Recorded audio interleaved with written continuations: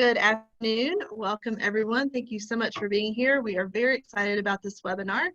We have been doing weekly free webinars all throughout the last couple months to stay connected and share resources and information that we think are going to be beneficial and timely to our business community. We have been hearing from a lot of our nonprofit friends some good questions, ways that they are staying connected with their donors, ways that they're staying connected with their fans. So today we're excited to bring to you a really great webinar.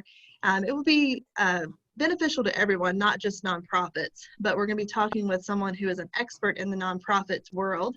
But first, I'd like to thank F&M Bank for being our sponsor today. They're doing a lot of cool things with nonprofits, and so we've got Mary Pavlovskaya, who is a Business Deposit Services Officer at F&M Bank, and she's going to talk a little bit about that, and then we'll introduce our speaker. Hey everybody, thanks so much to the Chamber for having us. Hope you guys can hear me pretty well. Sorry that my background is not as nice as some of yours, but we're really super thankful that F&M has the opportunity to sponsor this. A lot of what we do and a lot of our values, we truly believe in communities, especially our nonprofits. We know how important you guys are, especially to a lot of the social economic classes that we have, and supporting you is a lot of what we do. And we find is very, very important to our local economies and our society as a whole. So thanks again for letting us take this time to sponsor for you guys. Hope this webinar is really something that you can take away and use in your fundraising. I know that the bank itself, our employees are encouraged to find our own nonprofits to share and find something we're passionate about and give in our own ways. I know that last year, employees alone at F&M donated about $5,500 to local nonprofits in our footprint just through our Dress Down Fridays, where we wear jeans on Fridays and we give to local nonprofits. So that's one little tidbit I'll give. And I know that Kelly will talk a lot about fundraising, but if you have a local office of ours that you like, definitely stop in and be like, hey, you know, you guys do Dress Down Fridays, don't forget about us. So that's always a good plug-in for you guys, ways that we can donate.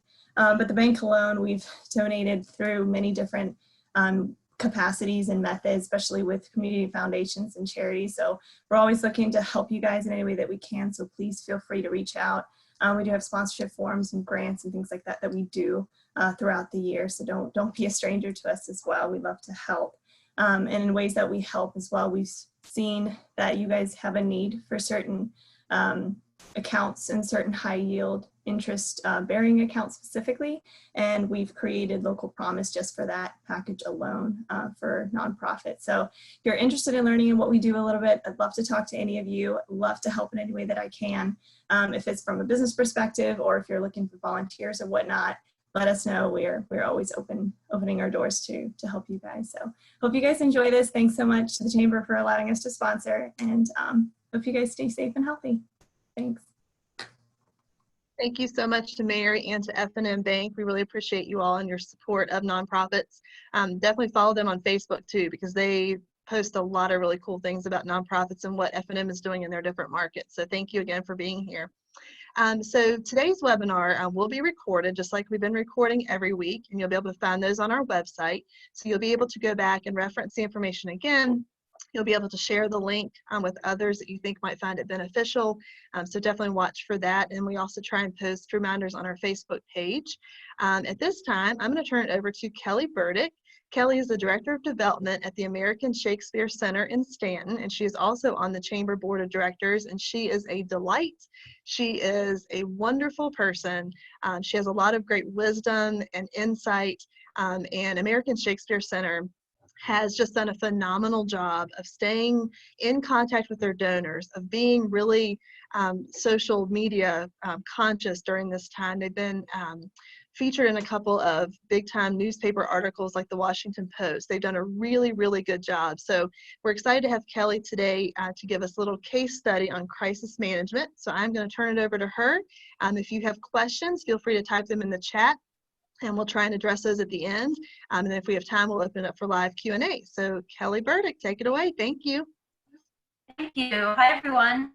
Coming to you from my home office here in quarantine in Stanton, Virginia. I wanted to say thank you so much to the Chamber for having me today and to F&M Bank and Mary for sponsoring this webinar. I found out just moments ago that this is the first webinar that's been sponsored, and I think it's appropriate that a webinar on fundraising is the one where we try out to see if the sponsorship works. So I'm going to stop by F&M Bank as soon as I'm able to visit on Dress Down Friday and remind you that we are a cause you could donate to. And I hope you all do that as well. I'm going to share my screen with you. I'm not going to keep you on slides for the whole time, but I wanted to share some slides with you, some images.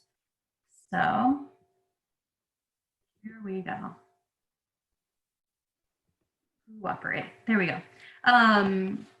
So what follows is a very long story that I'm going to tell as much of that I can, but there will be moments where I'm leaving out large chunks of things that we did in our COVID response and trying to keep it just to the parts that are about fundraising.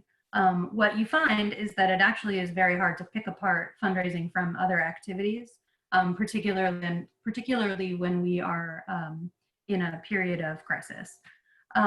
So for those of you that don't know about the American Shakespeare Center, I'm going to give the briefest of overviews of who we are. So we were founded in 1988 by Dr. Ralph Allen Cohen and Jim Warren, who are a teacher-student combination at JMU, who started with the simple idea of stripping down Shakespeare to its most important elements, which are the words. As you can see from this early photo, we actually started as a touring troupe, the Shenandoah Shakespeare Express. They performed with these kind of cubes as the set pieces. They wore bugle boy jeans and high top Converse and traveled the country. I think I've heard they even went out to Alaska in what amounts to a Flintstone car, kind of running along to get there, and traveled around for the first few years of the company's existence. That element of words being at the core of what the company is about is something that remains part of what we do to this day. I want you to pay special note to the young man that is kind of stretched across everybody's laps, because you're going to see him in a little bit. In 2001, we moved to Stanton, Virginia, which most of you are familiar with, I would assume, and built the world's only recreation of Shakespeare's indoor playhouse, which is the Blackfriars Playhouse, which is the beautiful space that you see before you. In many ways, it is like a regular theater. It has a thrust stage with seating on 3 sides. And in a lot of ways, it is unique. A couple of those ways are that the theater itself, all of the wood that you see was handcrafted by local artisans using Virginia white oak. And a couple of features that you see here are these gorgeous chandeliers. They're an important part of the American Shakespeare Center. And that is because part of what we do is embrace Shakespeare's staging conditions, which means we try to get as close as we can to how Shakespeare would have been performed. So when you come into the theater, the lights are on and they stay on. And so the audience, of course, can see the actors, and the actors can see the audience, and everyone can see each other. I don't want to spoil the surprise, if you haven't been there yet, of how wonderful and what an incredible impact this has on your experience watching the plays. So you just have to come and check it out. An additional part of what makes the theater special are the stools that you see on stage. These are our gallant stools. These are seats available for purchase to anyone who wants to purchase them. And by sitting there, you kind of agree to participate in the play. So instead of just being a kind of bystander watcher, you become part of the action. So when Henry V is trying to rouse the troops, we don't have 4,000 actors or 4,000 troop members behind us. So you on the gallant stool may become part of the army. You may become a coat rack, you may become a prop holder, you may be cajoled and questioned. And it's a super fun way to experience the theater. So I encourage you to, as soon as you can, as soon as we're open, as soon as it's safe to sit that close to other people, come join us on the gallant stools. One of the other things that makes us super special is that we perform in repertory. This means that we have a troupe of 12 to 16 actors. They are all performing in 4 plays at the same time. And so you could on Friday see Julius Caesar, and then on Saturday see Antony and Cleopatra. And you might see the same actor who played Antony in both plays. Or an actor who was a king today could be a servant tomorrow. And so it's an interesting way to experience theater. And it plays into why part of the reason why we've had some success in this shutdown period. We have 4 distinct seasons. The first is our Actors Renaissance season. That is January to the middle of April. And that is when we also employ Shakespeare's rehearsal conditions. And that means we have no traditional directors or designers. The actors self-direct as a cohort. They choose their own costumes. They do their own choreography. They create their own fights. Everything is essentially created by them. Then in the spring, our tour comes home. We have a separate touring troupe that travels 9 months out of the year from Michigan to Maine to Texas and all over the US. Touring is part of the core of who we are, and so we've kept it going. And when they come home in the spring, they get their own season on the Blackfriars stage. Then we move into our marquee repertory season, and that is the longest season. It runs from June to November. It is the season where we have the most guest artists coming in. We have 3 shows that run for the summer, and then we add a 4th in the fall. And the fall show tends to be something a little different. Last year, it was a musical, a world premiere musical, the first in the company's history. This year, it's intended to be a new play, or another world premiere of a Shakespeare play that is in communication with Othello. So you see Othello and you see this play together, and it makes a whole. And then we have the all-important holiday season. So this is when it's incredibly valuable to the theater for 2 reasons. One is that it is a beautiful family tradition. You have families that come year after year. You have kids, you have actually parents bringing kids who used to come when they were their kids themselves. And so it represents a really special moment in the year for particularly local families.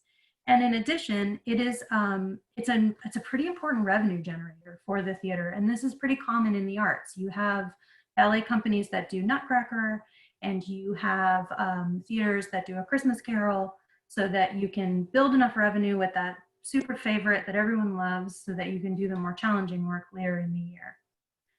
So that is essentially how we operate. We have a robust education department as well. We'll get into that in a little bit. But that is who we are and how we operate. So I'm going to stop sharing my screen here so we can talk a little bit, because I want to just tell you this story. So let's kind of rewind to December of 2019. We were in the middle of our holiday season, and we started hearing some things about China, some sort of fast-moving flu. It sounded really bad. We didn't really know much about it, but we kind of put it off as like a kind of a far-off woe that wasn't related to us. And back here, we were in the midst of our all-important holiday season. In development, I was managing our annual end-of-year holiday appeal, seeing the results coming in and watching it rapidly become the most successful we had had in the company's history, which was super exciting to be a part of. And things were rolling along nicely. At the Playhouse, we were managing an outbreak of the seasonal flu, just the regular old flu. And we had, we think our patient 0 was an actor's 3-year-old daughter. She gave it to Dad, and Dad spread it around the company. We had to start sending in the understudies, which we were prepared to do. So we sent in a team of understudies, and then they got the flu, and we sent in the understudies, and then the backup understudies until we ran out of understudies. The B title that year was a 3-person show, and we ended up using a total of 7 understudies for that one show of 3 people. By the end of the month, we had no choice but to cancel 4 performances. And that decision to cancel was weighed very carefully, trying to balance art and commerce. The revenue is important, but how many understudies can you send in before you start to kind of challenge the integrity of the work? And when are you no longer living up to the promise that that you've made in your marketing and your ticket prices, your reputation, and then your future, you know? The show must go on is a real thing. We do almost anything we can to get from the curtain rising to the curtain call, but sometimes you just can't do it. The 4 performances that we had to cancel resulted in a loss of about $19,000. And I remember at a subsequent board meeting having a serious conversation about what the loss of $19,000 would do and what that meant for us as a theater. We are we have an operating budget of around $4.5 million. And so you can see that even a loss on that scale of budget of $19,000 is meaningful to us. So 4 canceled shows is meaningful to us. I'm sharing this story and this comparison of that outbreak to this outbreak to show you 2 things. One is the lengths we will go to continue performing. And 2 is how absolutely vital every dollar, every box office dollar is to the work that we do. So now let's fast forward to early March of this year, and we see that that far off woe is now careening toward Virginia, and we are trying to figure out what to do about it. Will we have to cancel shows? What can we do to keep people safe? How much is this going to cost us? What are the right moves? What's the timing? In development, I was working on our spring appeal, which is a much smaller fundraiser than the holiday, but is still an important chunk of change to the theater. We kind of talked about maybe changing the theme to a reserve fund, or which we were kind of calling an immune boost, something that would help us kind of muddle through the next couple of months. But as we continued talking and the reality of the situation hit us, I remember sitting in a meeting, looking at a scenario and just saying, we have to start fundraising. We have to start big fundraising now. We don't know what this is going to be. We don't know what it is, what it's going to turn into, but no matter what, we're going to have to start fundraising now because the need is real. Recognizing that any threat to the box office is a threat to the organization. And so we did. Everything that has happened since then is incredibly truncated. We've started referring to COVID years, which are much days are months and months are years. And it feels like we started doing this about 10 years ago, but it's only been about, I think, 8 or 9 weeks. So after we made the decision that we had to pull the trigger on a shutdown and start fundraising, it was 3 days later, we had, it was a Saturday, we had a meeting with our board of directors and presented our shutdown plan. Which was an incredibly careful, painstakingly created plan, created mostly by our managing director, Amy Ratchford, and our artistic director, Ethan McSweeney. The board approved the shutdown. We moved forward. On Sunday, we finalized what has become known as the letter, which I'll tell you more about that in a moment. And we created a press release to start sharing the information out of what we were going to do. On Monday, of that same week, of the next week, we gathered as a full company in the Blackfriars Playhouse. We had a full, our resident troupe was there, our full staff. We had called our tour home, so they called in from the vans to listen in as we shared the reality of the situation and what we would need to do to survive. And I will share those details with you shortly. We ended that meeting with the wisdom of our founder, Dr. Ralph Allen Cohen, who reminded us that Shakespeare's company of actors was active for 48 years, and some of those were in fact plague years. He kind of lives with one foot in our world and one foot in Shakespeare's, and he assured us from his personal knowledge of Shakespeare's days that this just draws us closer to being part of Shakespeare's contemporaries. It just makes us a little bit closer to Shakespeare. And that he believes that we're on track to beat that 48-year mark. So bolstered by that good feeling, we went back to the office and started rolling out our the rest of the Restart Fund plan. It was essentially run the same way you would a capital campaign, but in a much more truncated fashion. So we identified the need. We went out to our board to gather support from them, and we created an ask. And then we built a prospect engagement plan. Generally, if you were doing a capital campaign, you might do this over the course of many years. We did it in a couple of days because that's the situation we were in. So that gets us to the letter, which I'm gonna share my screen again and tell you a little more about that. So on Monday morning after slides are not working. There we go. On Monday morning, after we concluded our conversation with the staff and the artists about what we were going to do, we released this letter to a very wide net of people. It was essentially everyone we had an email address we sent this letter to. And I'm going to read it to you. It's very long, which is not a fundraising best practice. I would never say send out a letter this long, but we had a lot to say and we wanted to be clear about what we were saying. So I am going to take a moment to read it to you. So bear with me. It says, "Dear friends, ASC is just one small theater in a semi-rural region dubbed micropolitan. But in the 20 years since we built the Blackfriars Playhouse, a vibrant Shakespeare ecosystem has grown up around us. We've propelled the tourism growth of our area by millions, season after season. In addition to performing at home 48 weeks a year, we sent our national tour from Maine to Texas to Michigan, bringing quality Shakespeare to colleges, universities, and underserved small towns throughout the country. We currently employ about 25 full-time staff, 15 part-time staff, and nearly 30 actors and stage managers on contracts that run from 18 to 50 weeks. So we do our part as a small business. We are an employer, we are an economic engine, we are a point of civic pride, an important educational resource. We do what performing arts organizations do throughout America. We build community. And as a nation, we need community right now, perhaps more than any time in the last 50 years.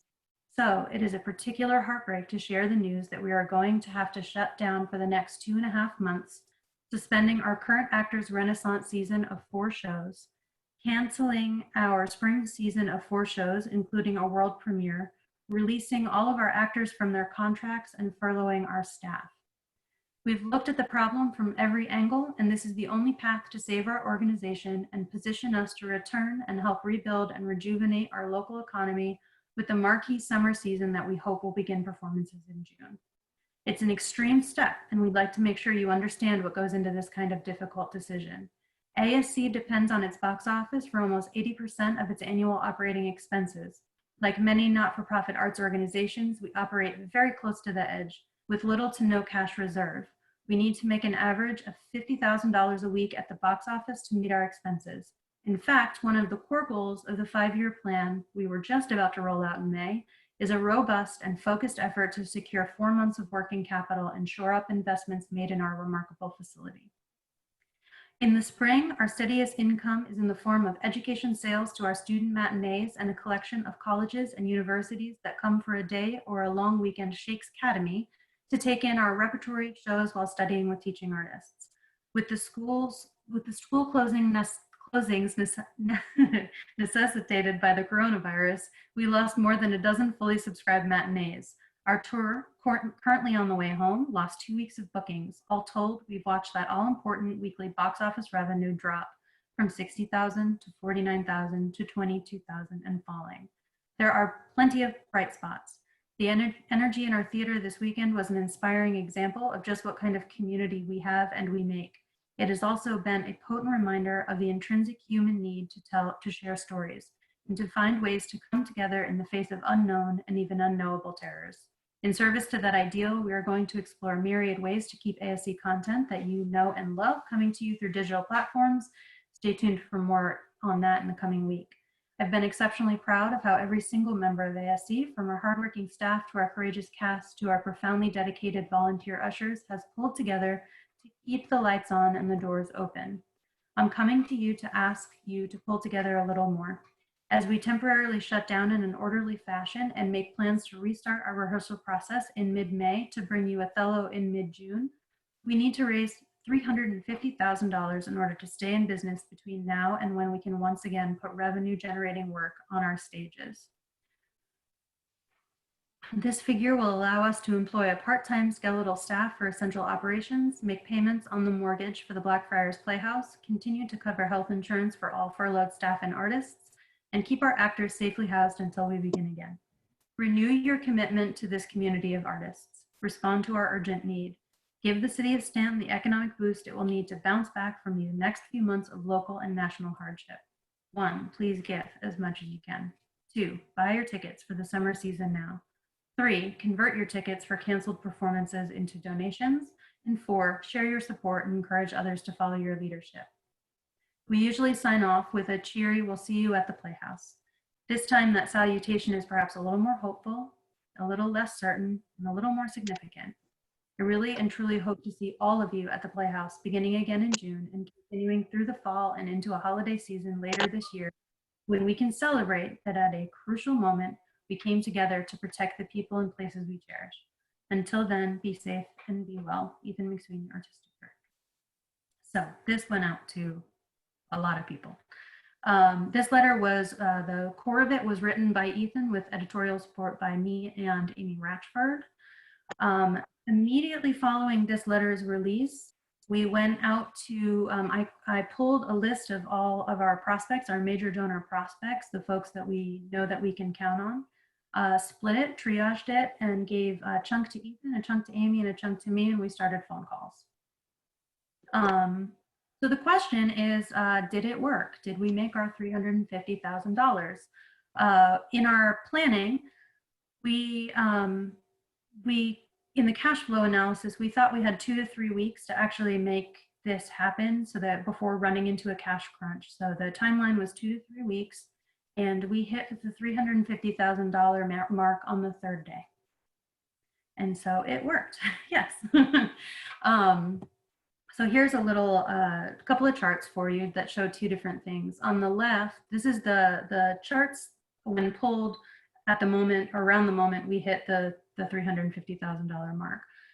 By dollar amount, you can see that the purple represents major gifts. So those are people that gave, for us, that's $2,500 or more as a one-time gift.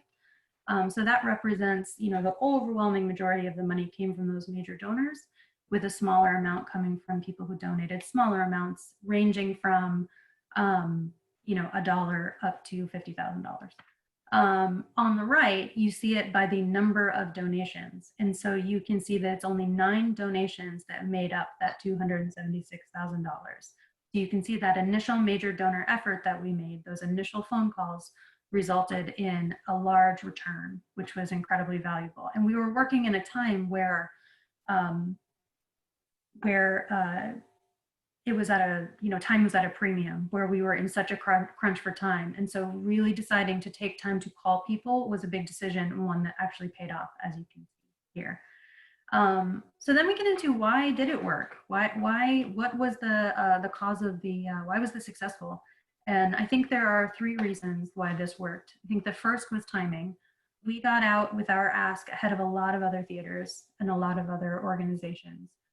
We saw a lot of people coming out with we're going to cancel for 2 weeks, but hold tight, or we, you know, or very soft asks. But as far as we could see, we were among the first, certainly locally, to come out with a complete plan for what we were going to do and what our need was. I think the second reason this was successful was transparency, that we didn't hold anything back in sharing our message. What you see in that letter that I read to you is essentially what the plan is. It comes with a lot more detail and budgets and all the sort of stuff that goes with a plan, but there is nothing else. Like, that was the plan, and we laid it out so that everyone could see it. And the third is community value.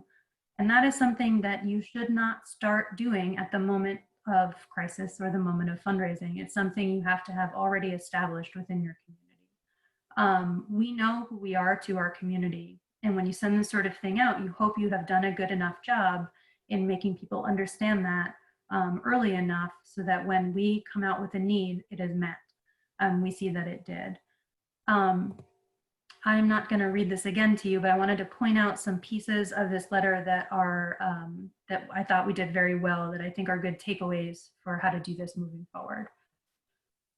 So the first thing we did is we reminded people who we are. And for some people, informed them who we are. So if you come to the Blackfriars Playhouse and see a play once a year, you might not know that we have a touring troupe, or you might not know that there are people like me that do something for theater that doesn't happen within the Playhouse, that there are people who process finances and all sorts of stuff that you might not know about.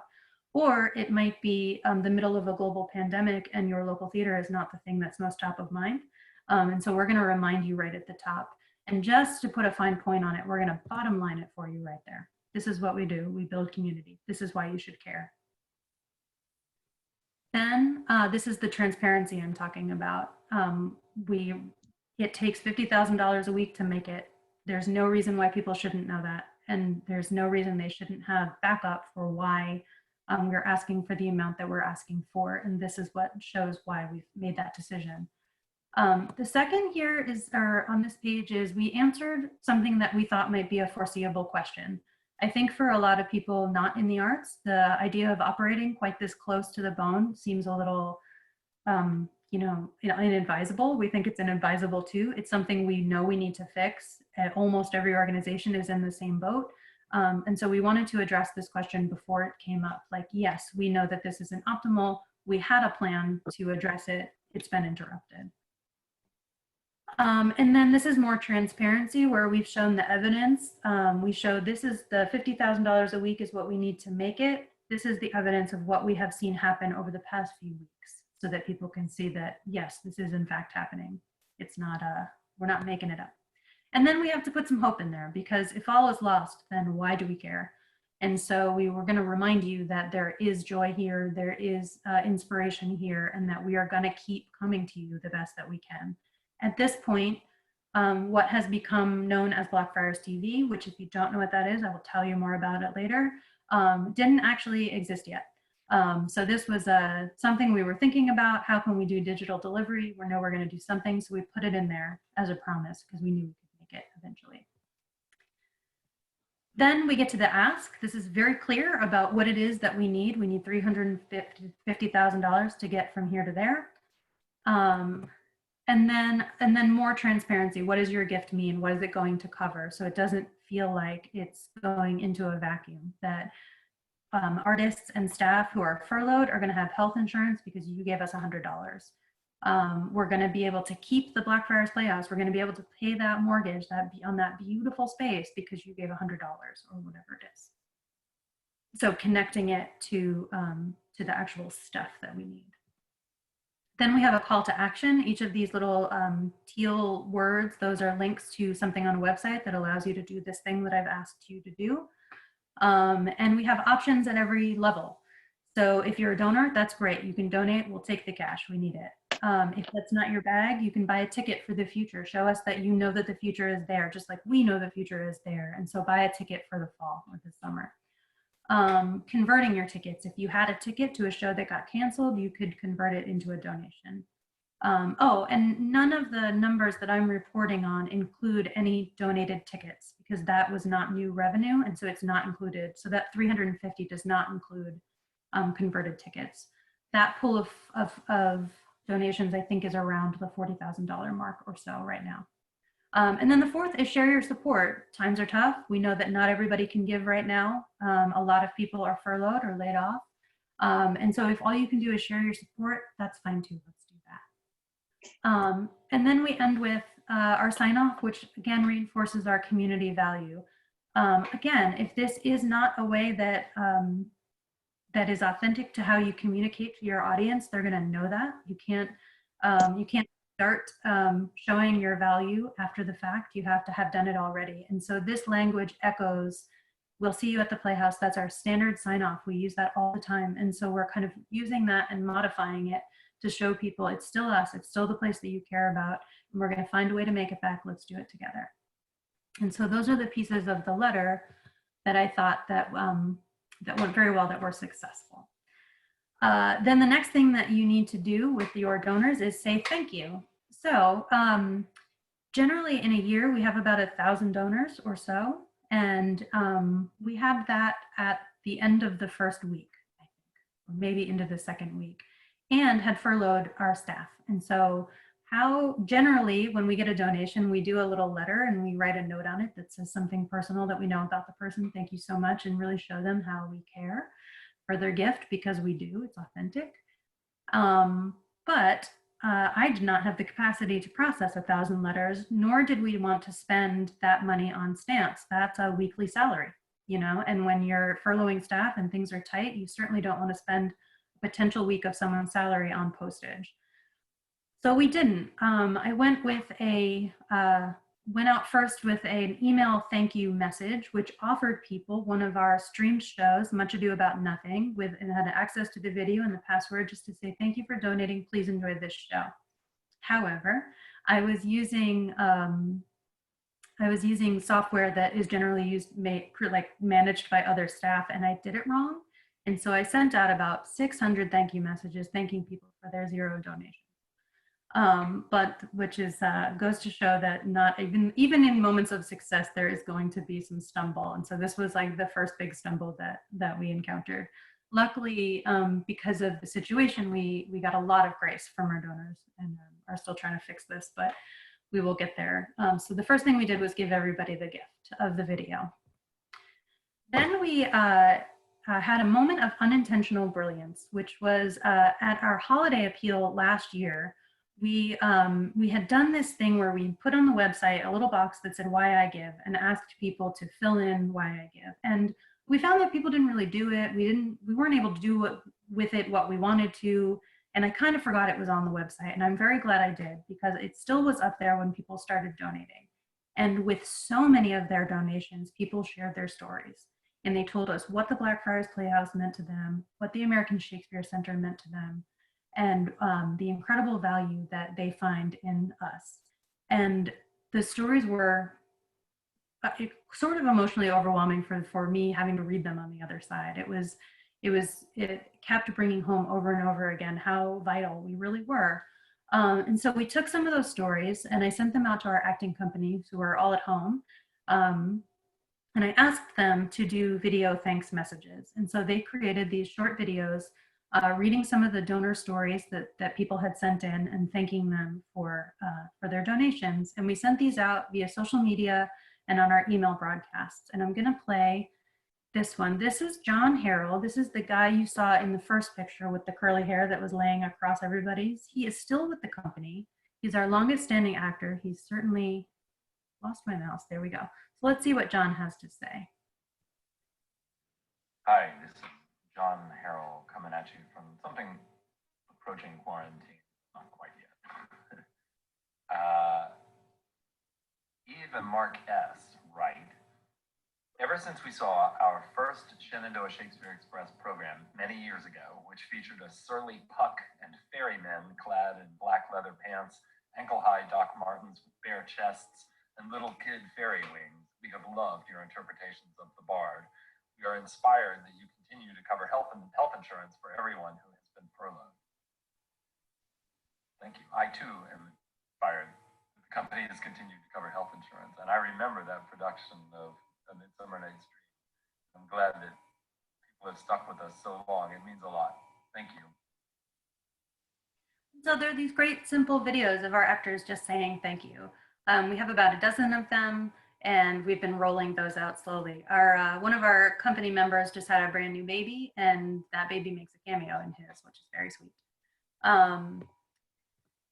So then we got to thinking about what are the things that are special that we do for our donors in the Playhouse that we are unable to do because we are not able to gather. And one of those things is access.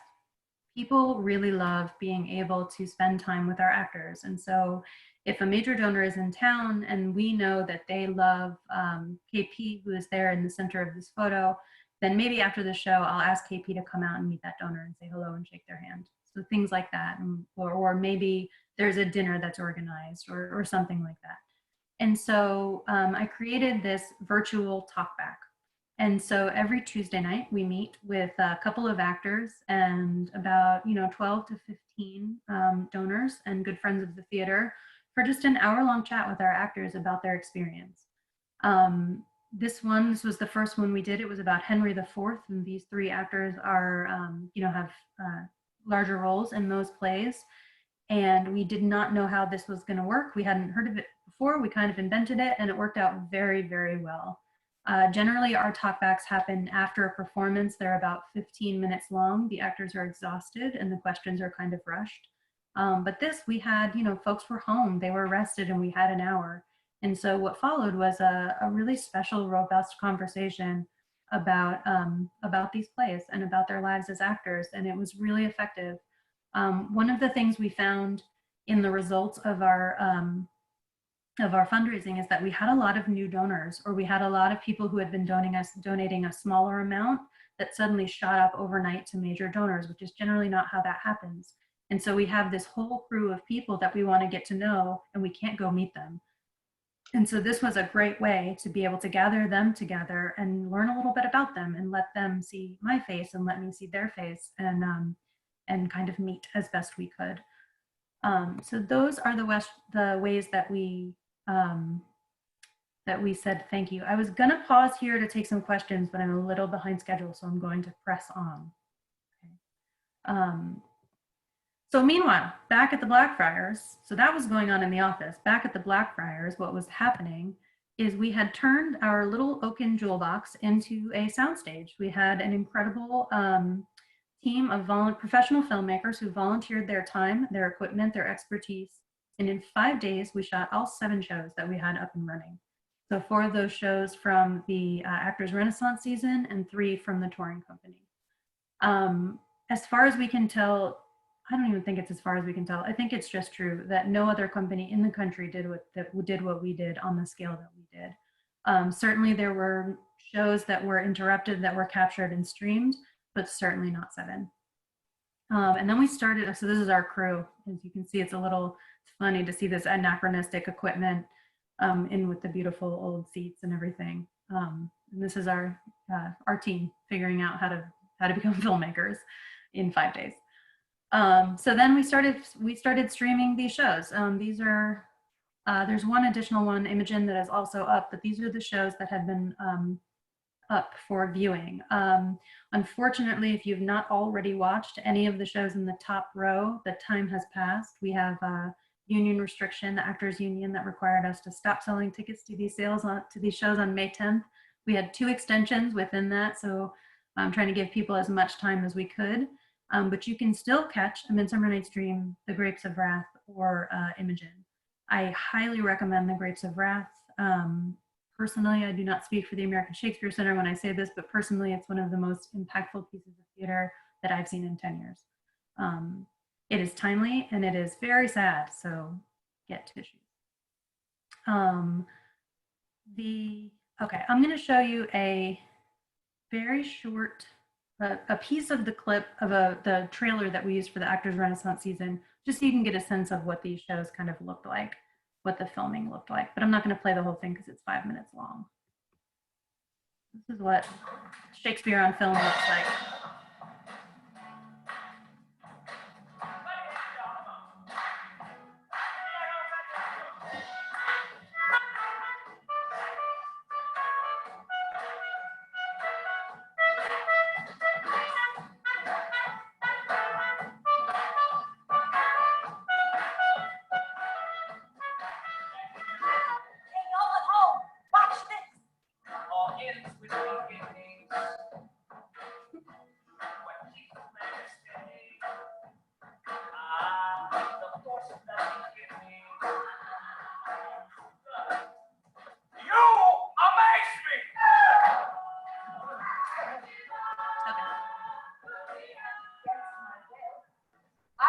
All right, so that gives you a little idea of what they look like.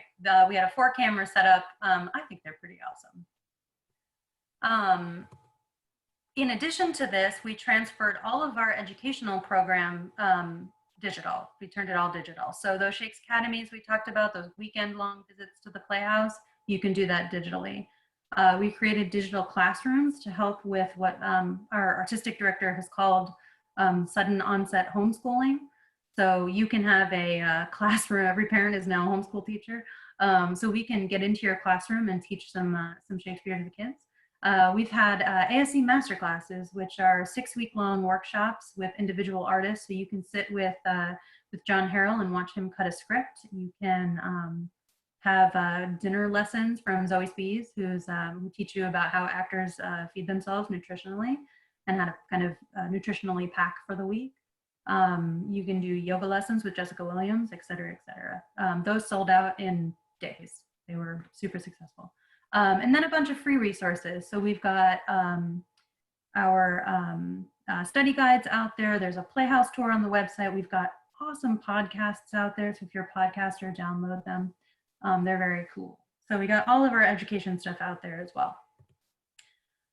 With all of this effort came a lot of press, which is great. The Washington Post has done a 2-article series that we believe will become a 3 or 4 or 5 article series about what we've been doing. This was the headline of the first one. Our work got reviewed, our digital work. The Wall Street Journal, Terry Teachout, who's a renowned theater critic, had not been to the theater since I think 2012 due to some travel restrictions that he had, but he was able to visit us digitally and post a review in the Wall Street Journal, which is pretty awesome. And then this is the second article that the Post, Peter Marks at the Post created. The woman in the picture there is Leah Wallace, who's doing all of those digital classrooms that I mentioned before. Okay, so that brings us to where are we now? So it is several weeks later. The donations have not stopped. And this is where we find ourselves right now. As of this morning, we are about $726,000 into what we're now calling the Keeping the Lights On campaign, which is much more than double what we were set out to make. You can see that these two graphs, which are the same as they were before, stay pretty much the same, a little bit of percentage difference, but you still have the bulk of the money coming in from major gifts and less money coming in from smaller gifts. And then, of course, the number of donors is the absolute reverse of that, with still, and also I want to say one other thing, that this has 38 major donors. That is atypical as well. That is a larger number of major donors than we normally have. We certainly saw an increase in our major donor capacity, which is very cool. I shared Blackfriars TV with you partly because it's cool and also because it actually had some fundraising results. We had about $22,000 of the full amount of money came in through ticket add-on, people who bought a ticket and then added a donation to it. And so every time we put out content, we saw donations come back. Even those free talkbacks that I told you about, people donated on their registration for free talkbacks. And so I would urge you as a practice that when you have content going out, even if it's free, offer people a place to donate because people want to support. You can see on the chart to the right that even though the number of donations that came in or the amount of money that came in is relatively small, more than half of the donations themselves came in from the ticket add-ons, which is really interesting to me. I want to dig in more and find out what that actually means. Okay, so this is a new piece of information. The resounding thought that we have heard is that the switch to digital programming is going to be fine for kind of keeping your audience engaged for a little bit, but ultimately it's not going to bring in new audiences. And we have found that that's not true. 40% of ticket buyers to Blackfriars TV are brand new to us, no prior relationship. And about a third of all tickets came in from people who are streaming for the first time or participating for the first time. A third of those people also became donors, either at the point of purchase, so before they even knew us, they became donors, or had experienced the work, they became donors, or immediately following, which is exciting. So this chart, the two charts on the bottom, you can see to the left is the number of, so 55% of the donations that came in from new donors were from ticket orders, and about 12% of the donations themselves came in from ticket orders. So being able to create the digital work that we did actually managed to increase our ability to raise money. It also, on the major donor side, had some implications there because we had some people that wanted to support it, that thought it was important to try to keep working. And so kicked in sponsorships to be able to pay for the actors' salaries to keep them on staff for an extra week so that we could get the filming done. So being able to keep working was an important part of our fundraising process as well. So then we get into what's next. What we're doing now is we're continuing as best we can our community partnerships. That was a thing that we had been doing while we were live, and once we kind of calibrated, we started doing it again, proving ourselves to be of good value to the community. So the first thing we did is we took that video stream of A Midsummer Night's Dream and we sent it out to every employee at Augusta Health. We said, we don't have ventilators, we can't do anything, but we can provide you a little bit of levity. We can give you a reason to laugh. We can give your kids something to do for a couple of hours. So we sent them that stream. That was smart. Thanks. We also started to work with our local businesses, which I think is kind of cool because I don't know that a lot of other places have been able to quite crack this yet.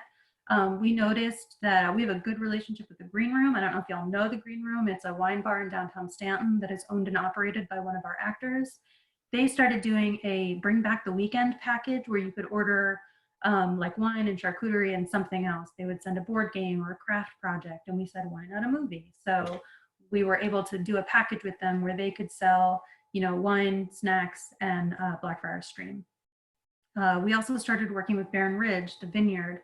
So that masterclass that I mentioned with Zoe Spies, where she was making dinner, Barren Ridge provided a wine pairing for her dinner. So every meal that she teaches, Barren Ridge provides a wine pairing, which you can also buy for them, which they will deliver. We did a virtual tasting with them where we had an actor on the Blackfriars stage and they were back at the vineyard. They had sent wine and they did a tasting together over Facebook Live, which was kind of cool. So we're continuing to do that kind of stuff. On the funding side, certainly what we're digging into now is all of the relief funding. There's not a ton of it for the arts, but there's some. We're looking at community block grants, which are hard to get, but incredibly valuable and could be meaningful amounts of money. We've of course applied to the Virginia Commission for the Arts and the National Endowment for the Arts. There's an incredibly, just everybody is sending out all of the information, all of the service organizations are sending out all of the information for relief funding as it comes up. So whatever field you're in, if you're in the arts, if you're in social services, whatever it is, find your service organization and see what they're sending out. Whenever we meet as a staff, we do our webinar roundup where we sit and tell each other, these are the 4 webinars I took this week and what I took away from them. There's kind of always one in the background, while we're working, just talking about something. The information is out there, go grab it for sure. Most of it's incredibly competitive. But you got to do it anyway.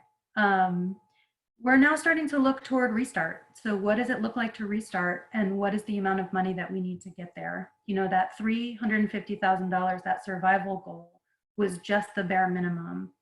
The 750 gets us a little bit closer, but we know that we're going to need more to make it through the next 6 months. We don't believe that even if when we are able to reopen, we're looking at a straight line to this is over. We assume there will be another shutdown and we want to be prepared for that. And so that is the next effort that will happen. And finally, we look at events. We have a fall gala. We're lucky we were one of the theaters that didn't have a spring gala that was canceled. I know a lot of companies across sectors suffered for that. But we're looking, even in October, I don't feel confident that we're going to be able to gather the way that you need to in order to make a fundraising event successful. So we're looking at a combination of something in person and something digital. So if you can fit 100 people into the Playhouse safely at a distance, then also, can you zoom in people from home? Can you encourage them to dress up? Can you have a digital red carpet?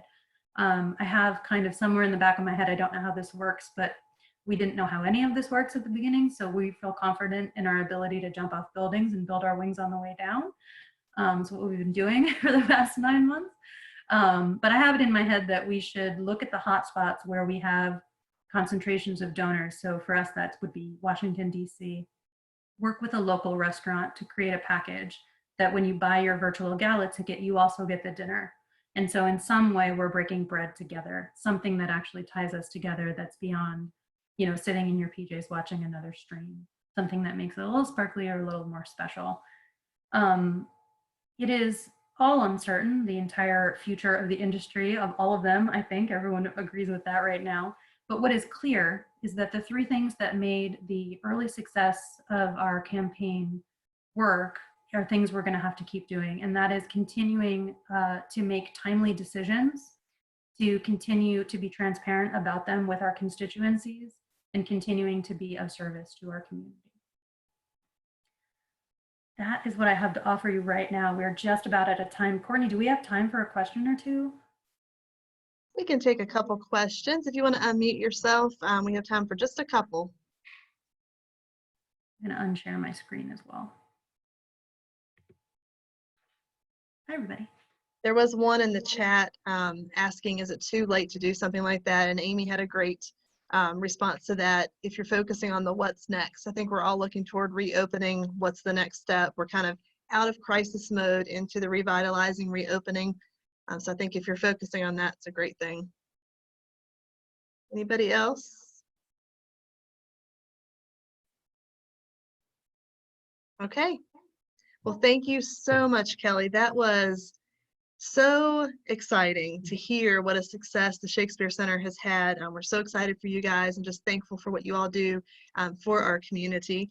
That was wonderful advice. I'm sure you guys took a lot away from that. I certainly did. Just things that we can all use in our organization. So again, this webinar was recorded, so we'll have that posted later so you can go back and watch, because if you were like me, I couldn't take notes fast enough. And certainly to share it if you wanted to with anyone. So again, thanks to F&M Bank for sponsoring. Thank you so much to Kelly Burdick and the American Shakespeare Center and all of your team for all the hard work you're doing. If you're not following them already on Facebook, I highly suggest that you do, because they're posting great content there and the links to these kinds of live things that they're doing. So you guys have a great day. We appreciate you. Thank you so much. And join us again next week for our next webinar on marketing mashup. Thanks and have a great day. Thank you.